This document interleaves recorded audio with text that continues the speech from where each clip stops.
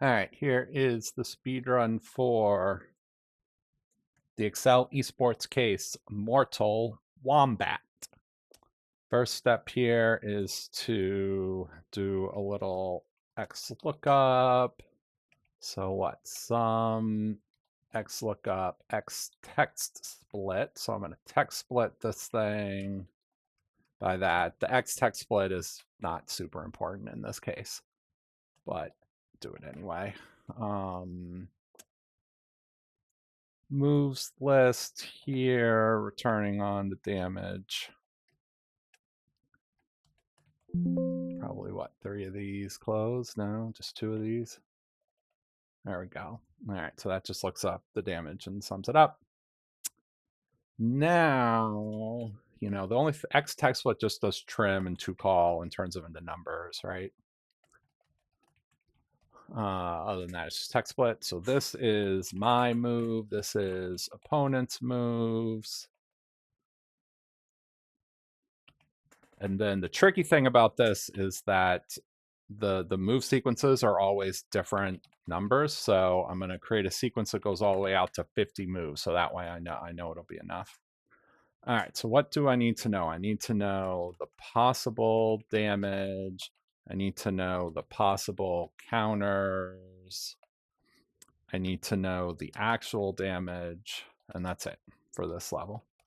So I'm going to look up the possible damage on here, F4, comma here, F4. And if it's missing, I'll put a 0.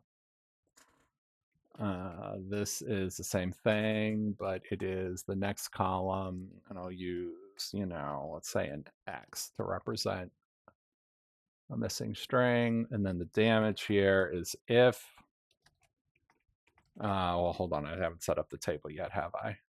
All right, these I'm going to make this simpler. So BD for block jump, B, what was that? BJD, BJD, D, BJDC, right? B for block, J for jump, D for duck, C for counter, and get rid of these commas. Will make my life a little bit easier if I just ignore those and treat them as non-delimited strings. So now if count substring of, that's the big string and this is the small string. So if that count is greater than 0, it's blocked, so 0 damage, otherwise the possible damage from here. All right, so that should simulate the match and add that up to get the damage done. Now I'm going to add 2 button combos, right? So these are the last 2 button presses. I need to know the possible damage, the possible counters, and the damage of the 2 button counter of the 2 button combos. Then the same thing for the 3 button combos, right? So the last 2 is nothing for the first. It's impossible to have a combo on the first one. So this and this is the last 2 buttons pressed in order. So now, and I am going to do one more thing to this table. I'm just going to separate the 2 and the 3 button counters, right? So now I got 2 button counters here and 3 button counters here, or 3 button combos here. So I don't get them confused. So now I look up my combo on here, F4, returning here, also F4, and 0 if it's missing. Then the same thing here, but on E, right? And then actually I'm gonna get ahead of myself here. This is the same thing here, but it is 16 to 18, right? 16 to 18 for the 3 button combos. 18 to 16, 18 to 16. And then the damage then is if the possible counter equals the opponent's actual move, then 0, otherwise the possible damage. Right. Same thing here, but it's got to line up on the opponent's move, and then I need the last 3. So the first 2 are impossible, then 1 button, 2 button, 3 button is a 3-button combo. So that is good. This is all good. The answer to this one is not actually the damage. The answer to this one is, so what? If the maximum of the damage is greater than 0, right? Then the turn number, otherwise nothing. It's to add up the turn numbers. Right? So, and there's not even actually any opponent moves. So I didn't have to do blocks, but it'll be useful for the very near future, such as level 4, where, we've already solved level 4, right? It's just the sum now of all the damage, right? So move damage is damage from the 3-button combos, the 2-button combos, and the 1-button combo all together.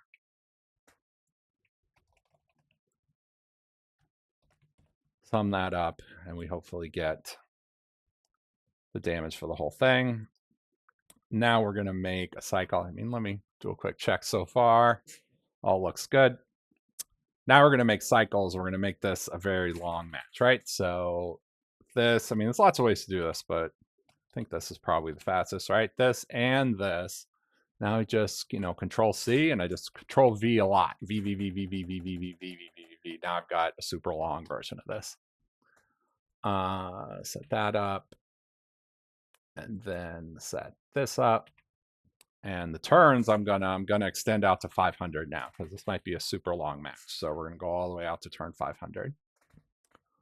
The rest of this, I think, is the same, right? So it's just oh no, it's how many turns does it take, right? So we're done. Well, I need to know the total damage, right? The cumulative damage is sum of this with the second one half locked, right? That's cumulative damage, and then it's done if this is greater than or equal to 100, then 1, otherwise 0, right?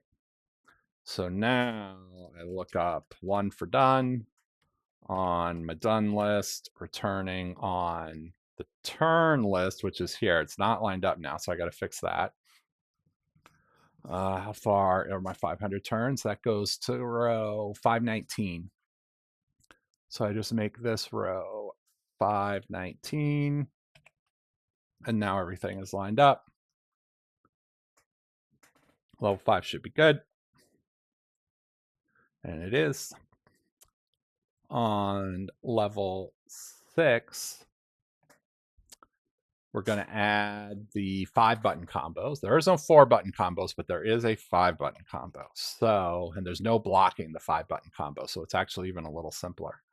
All I need to know is what the last 5, and well, no, it's all of these are going to change, right?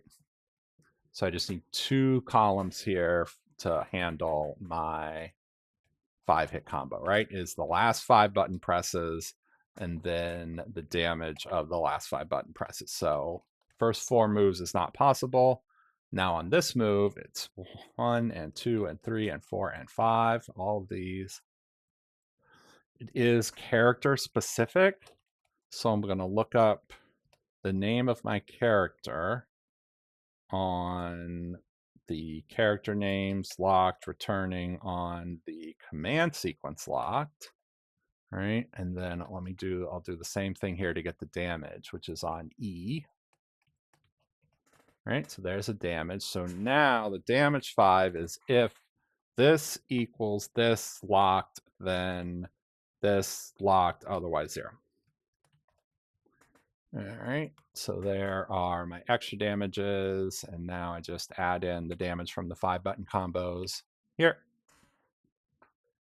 And the answer is the same as before, right? We're just looking to see when we go over 100 damage. Definitely not turn 3. I got to look it up here, right? Yeah, turn 53. All right, and finally now we're going to make it a 2-player game. This is the easiest 2-player game we're ever going to see, right? Because look, so first player's already ready.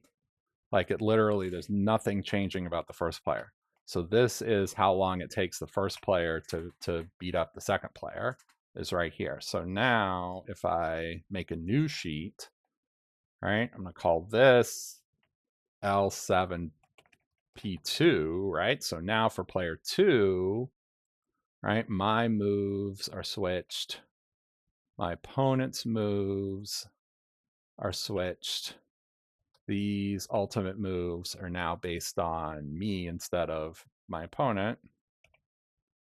But that's it. The entire rest of the game is the same, right? So now I know the turn on both these what if tables, right? So I see it's, 58 and 49, right? And the answer is 49. So it's just, it's the minimum of those. So whoever wins is the lower of those two round numbers, right? So I just take this and put it in here, and that is level 7. 1,000 points so far. All right, total negated by the training dummy in level 2. All right, so this is going to be bonus 1. I'm just going to switch I'm just going to turn around the training dummy, right? So now if it's blocked, H20, otherwise 0. So now I'm reporting the block damage instead of the damage that goes through. Add these up, says 150 in the bottom bar. All right, which universal combo is used the least in level 3? All right, so create a sheet for bonus 2. So now, if you're getting damage, right, then do this, otherwise nothing. And, same thing over here, right? If you're getting damage, then give me the combo, otherwise don't give me anything. Right, so that's this. So now I can just, text join using a semicolon, text join all this stuff. Do this, does not include the example, right? But these are my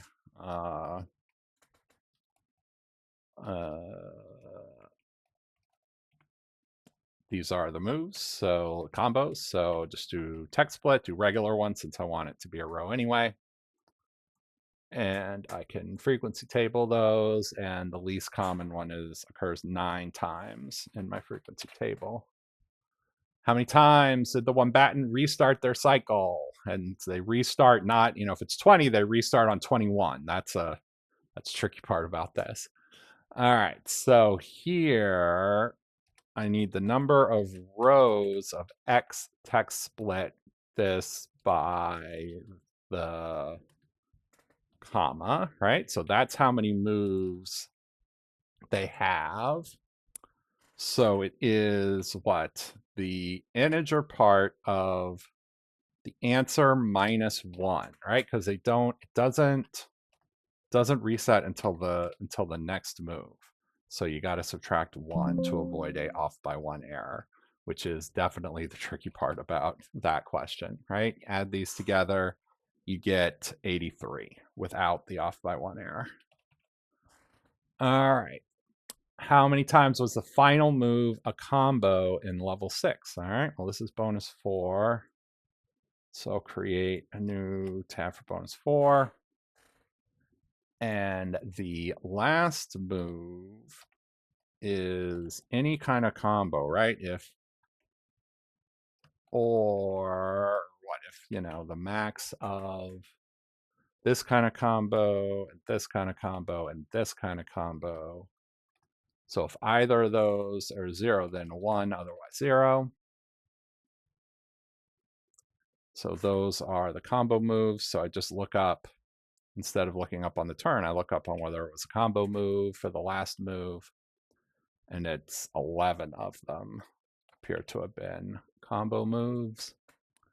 Ultimate champion is the one with the most match wins. And if it's tied, it's the one who takes the least amount of damage. All right, so now player 1 and player 2, instead of, well, first of all, I need to know, I'm gonna use this to look up when the match ends, right? So I'm gonna look, and it says including the example, which is unusual.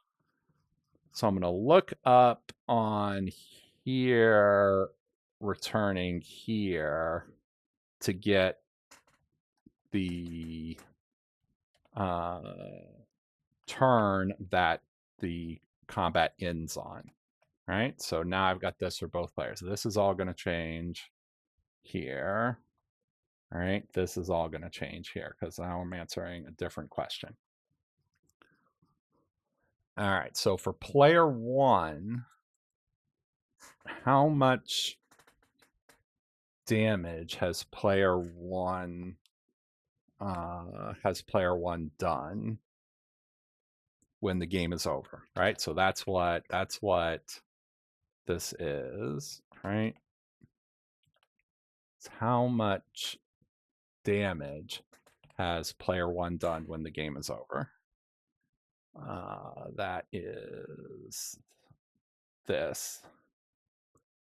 How much, but it's not based on this being done. It's based on this being done. So if the turn number is greater than or equal to the turn number that it finished according to the answers, then it's done. So now this is the amount of damage that player one did, right? Player two, right? We're going to use the same done formula. So now it's going to end according to this 49, right? And now we're going to look up, instead of the turn number, we're going to look up when the game is over, we're going to look up the amount of damage that player two did, right? So this is, well, I'm going to make some more room for this. I'm going to delete the spacing row to have to include the example, right? All right, so this is the amount of damage. I got to make sure everything's fully calculated. So this is player one's damage done. And this is player two's damage done.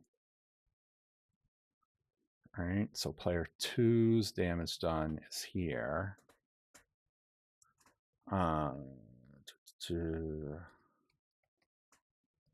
The winner then is if this is less than this. So that means player one did less damage, which means player two wins. Otherwise, player one wins. So there's the winner. And the amount of damage the winner took is the lower of these. So the amount taken by the winner is the minimum of these. Okay. So now I can do a little, could group by, but I'm going to do a little pivot table. So, all right, how many times did each player win? And what was the total amount of damage taken, right? So I sort this here. These are the possible champions. Which one took the least damage of these, right? Of the ones that had 4 wins, the one that took the least damage is Gorilla with 248. 248. And we will stop the clock. Thanks for watching.